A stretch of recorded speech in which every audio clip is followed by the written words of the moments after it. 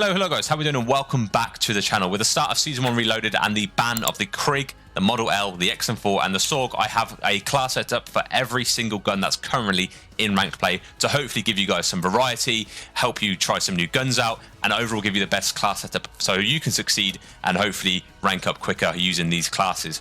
We're not only going to be looking at the class setups and the attachments, we're going to be going through the recoil patterns for each of them and the stats for each of them as well to help you guys make the best decision that will suit your playstyle, and hopefully it will give you all the information you need to make the right choice. So we're going to kick it off with the attachments first, and then we're going to be going into the stats for each after and compare them all against each other. So if you're just after the stats, feel free to go to that, but these are the attachments we're going to be using on the guns, at least in this season. So we're going to kick it off with the AMES, which is my perk greed classes. Perk greed essentially is PG, and then Gunfighter is Gunfighter here. So starting off with the AMES, this is the class setup I use. I much prefer the Accuracy Spot Reflex on my AMES here because it's, for whatever reason, it feels better than the Kepler. The compensator is unreal. The gain twist barrel is decent. The vertical foregrip and the ergonomic grip are the four attachments I use. The main reason I don't use the compensator over the ported is because there's not a lot of first shot recoil, and it does help your vertical recoil a little bit more. Gain twist barrels for that bullet velocity. I feel like the reinforced barrel doesn't do much to damage range on this gun at least, and I don't feel like it needs it, so the gain twist is perfect for that. Vertical foregrip to help with the recoil control, and the ergonomic grip so you can maintain decent maneuverability when you are playing. Moving on to the Jackal, which is going to be my main subclass that I'm going to use for the foreseeable. The compensator, reinforced, ranger foregrip, the ergonomic grip, and the combat stock. This helps with strafe speed and flinch resistance. Ergonomic grip is the same, but the ranger foregrip I decided to use instead of the vertical because I feel like the recoil is one, easier to manage, and two, this one gives you an extra sprint movement speed bonus, which is absolutely lovely to have for those rush routes, especially on S&D. The next class we're going to be looking at is an AMES class, but with Gunfighter, with most attachments you can use. It's going to be the same first bunch of attachments, but you're going to see the addition of the Infiltrator stock, which helps you with your strafe speed, and recoil springs just to make it that much better. Again, we're going to be going into the comparisons of all these classes and what they mean for the stats and, you know, the recoil patterns later on in the video, so stay tuned for that so you get, as I say, all information. The GPR class setup I use looks like this. It's exactly the same as the AMES. And for me, this is just the nicest mix of class setup attachments you're going to want to use for your ARs, unless you want a couple of other attachments and the lack of perk, I guess, with that, with those two attachments added. Now the KSV is actually a really fun gun to use, and I've been preferring this to the Jackal in recent times. It kills very quickly. The compensators, what I use on this, with the reinforced, vertical, ergonomic, and on this one I actually use the Infiltrator stock for that aim walking movement speed, which is essentially when you aim in your strafe speed when that happens, okay? We then have a class for the C9, which looks almost exactly, well, it is exactly the same, but instead of the vertical, we use the Ranger 4 because it doesn't quite need that much recoil control. The initial recoil on this is manageable, so I prefer to have that extra sprint movement speed instead of full horizontal recoil control, but that's what I prefer to use on the C9. Then go through the PP919, which is actually a solid replacement for a sub if you're looking for something that's a little bit nicer long range, a little bit easier to control, with a slightly worse TTK. Again, compensator reinforced. This time I'm using fast mags because it helps out a bunch of statistics, ergonomic grip, and Infiltrator stock, similar to the other class setups we use. And then finally, we're going into the Kompakt, which is a really fun gun to use as long as you don't need to shoot very far with your sub.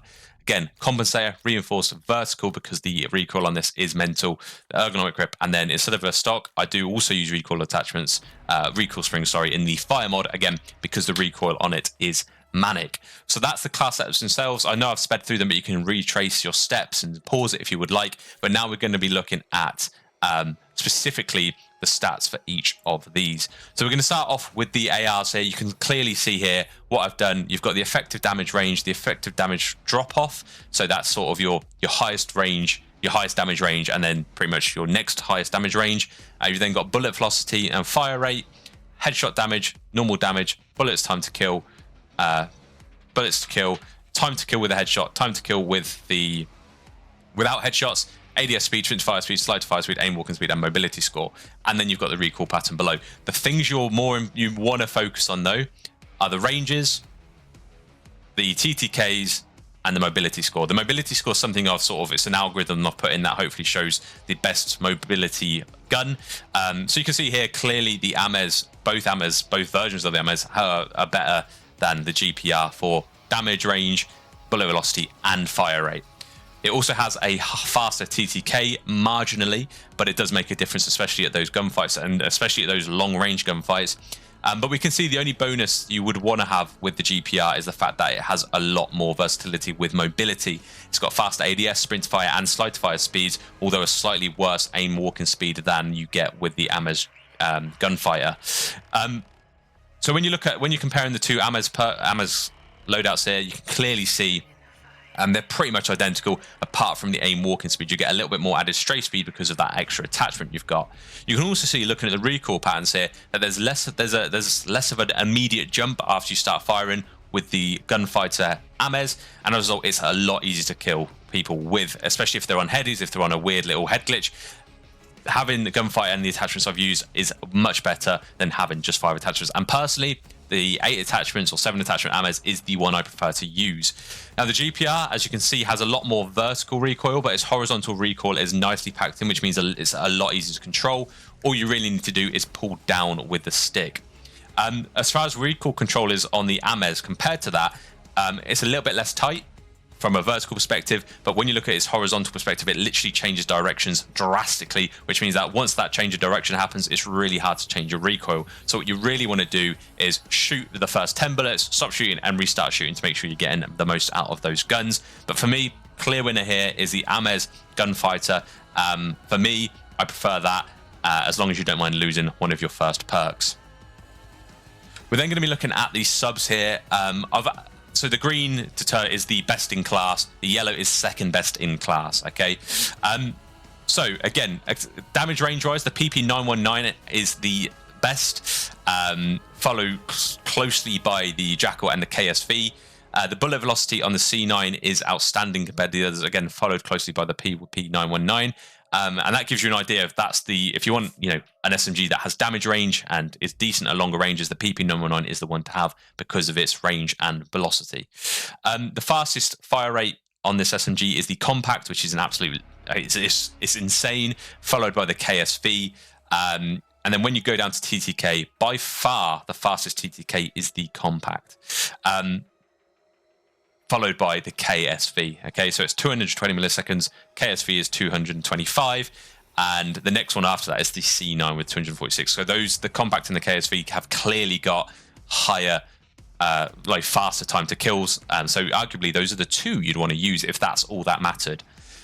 Obviously, it's not all that mattered. You can see in the mobility score, the Jackal absolutely dominates. It's a class above the rest of them, and it's why the pros tend to use the Jackal over any of the other 4 SMGs. It's just so much better. It's faster ADSing, sprint to fire speed is quicker, slide to fire speed is quicker. The only thing it's not so great at is aim walking speed, but that's only by a tiny margin. So for me, the Jackal remains to be the most basic gun you want to use. Okay, it's the go-to, even though there's 3 guns that kill quicker. Now, if you want something that does kill a little bit quicker, you might say, why are we not using the Kompakt? And the reason you wouldn't use the Kompakt is because it has mobility of an AR rather than a sub. And it also is second in nothing. It's great fire rate and great time to kill, but other than that, it fails on every single metric you look at. For me, if you want something that's really fast killing and you're happy to lose a slight bit of mobility and lose a slight bit of damage range, the KSV is a absolute no-brainer.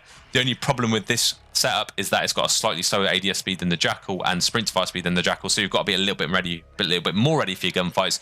But if you're pre-aimed with a KSV, you're going to kill someone who's pre-aimed with a Jackal, and it's as simple as that. So for me, the KSV is the gun I'm currently using. The Jackal, if I want something a little bit more long range. But as you can see, if we take a look at the recoil patterns now, they're fairly similar, okay? They're fairly linear. What's strange about the Jackal is after, again, that first initial 10 bullets, it veers off to the right, which is obviously leaves from predictability. The KSVs with this class setup is a little bit easier to control than the Jackal, weirdly. At least if you want to spray it a little bit more, it has more of an initial hit, as you can see from the jump from like the 3rd or 4th bullet up to the 5th or 6th in that left line there. But generally speaking, the KSV's recoil is relatively easy to control. When you look at the C9, it's a bit everywhere, and it's the main reason I don't like using the C9, at least with this class setup.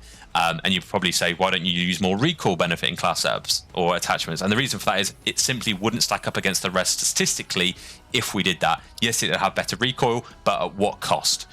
The PP919, again, it's great until you get to that 2/3 mark of the magazine, in which case you can see it literally goes right. It's a little bit bouncy. It's not quite as linear and vertical as you'd like. It does bounce to side a little bit. But for me, that's a really solid option if you're looking for something that's a little bit of a longer ranged SMG. It hits hard.